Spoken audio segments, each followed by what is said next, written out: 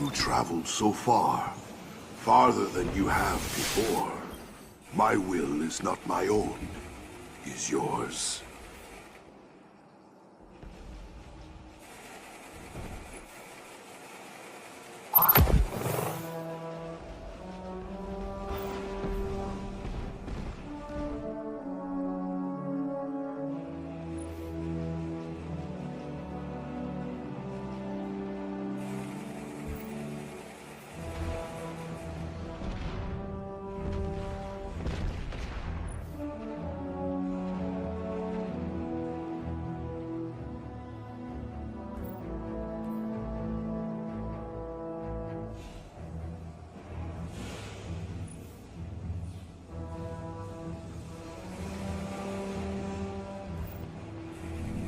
The best that I can.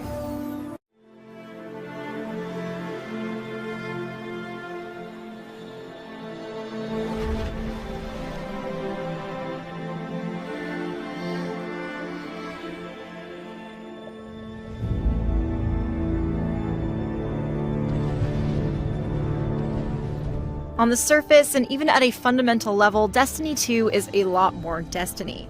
The structure is largely the same, as is the mechanically excellent shooting and satisfying loot grind. But there are a variety of changes both under the hood and throughout your activities that make it a significant improvement over the original and a better experience for more than just the most hardcore players.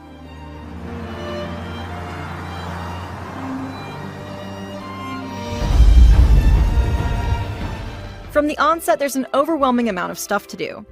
The Red War story funnels you through each of the 4 areas you can explore, introducing you to each one as you go. At each destination, there's a bunch of optional activities to choose from, including story-like adventure missions, simple loot dungeons called Lost Sectors that lead to hidden areas of the map, and public events and patrols which return from Destiny 1. Then as you progress through the story, you'll unlock the Strike playlist and PvP in the Crucible. For a newcomer to Destiny, it can be hard to know what to do and when. There are a lot more survivors out there, and they need our help. We gotta get the word out that the farm is a safe haven. I sent a friend into the EDZ a few hours ago to set up a comm network. His name's Devram K. Good guy. Great shot. Don't tell him I said that. The story missions are less about plot and more about acclimating you to everything there is to see. You'll level up at a pretty steady pace, but there are 2 level-gated missions that essentially force you to complete adventures and other activities for XP before you can move on. There's no actual reason for the missions to have level requirements, which can be a bit annoying, but having direction is welcome after Destiny 1's lack thereof. And aside from netting you XP and loot, the semi-hidden Lost Sectors reward exploration, while adventures are filled with lore and interesting details about the world that fall outside of the scope of the main story. Plus, if you're burnt out on standard PvE, you can switch to PvP to level up, which requires different gear and skills.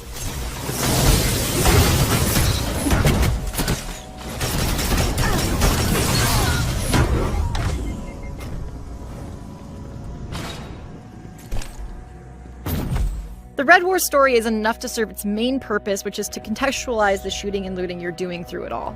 You don't need to know much to get going, except that humanity is in danger and you of all people have the power to help. The story's strengths lie in atmosphere and side details, not plot, and that should be fine for the majority of players who see the story as a prerequisite to playing the actual game.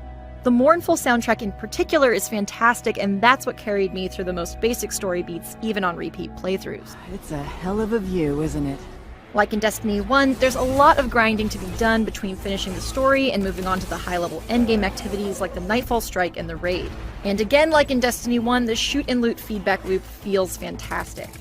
The gunplay is still excellent, and being rewarded for your efforts with an even better gun is something worth celebrating. The biggest change is how much quicker it is to increase your light level, now called power, with minimal grinding early on. The combat isn't any easier because of it though, so it simply takes away the Destiny 1 era frustration of running the same few strikes a dozen times before you can move on to literally anything else. Plus, knowing you might get a slightly more fashionable pair of gauntlets from a 5-minute public event gives you the kind of instant gratification that will sustain you through to the endgame. Though there's plenty you can do on your own, Destiny 2 is undeniably a shared experience. That can come on many different levels. You can work silently with complete strangers to trigger a heroic public event that gets you all better loot, and on the opposite end of the spectrum, you can coordinate with 5 friends for hours on end to tackle the raid. You can also join a clan, which can grant you a number of passive benefits like legendary gear as long as someone in your clan is meeting certain milestones. On top of that, Destiny 2 also introduces guided games where solo players can search for groups who are short one person and willing to help them through difficult in-game activities like the Nightfall or Raid. Success through strong teamwork is absolutely the best part of Destiny, and the top-to-bottom tweaks and additions in Destiny 2 can make it more accessible without dampening your sense of accomplishment.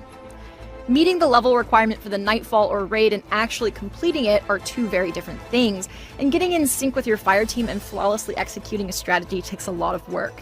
The first two Nightfall strikes, for example, both introduced a modifier to the original strike that forces you and your team to coordinate loadouts and stay in constant communication about which weapons and subclasses you're using. You have to figure that out while also shooting waves of enemies and trying not to die. You'll most likely fail, but each failure helps you perfect your strategy incrementally, and the process of collectively achieving that goal is immensely satisfying.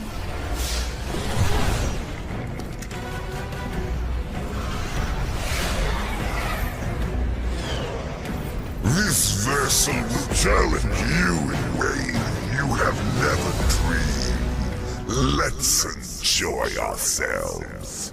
At the highest level, the vast and visually striking Raid combines the need for top-tier weapons and gear, picking the correct subclass and loadout based on what your team needs, strong combat skills, and problem-solving as a group. Destiny 2's first raid, Leviathan, is very, very difficult, and solving its often obscure puzzles can be both rewarding and frustrating.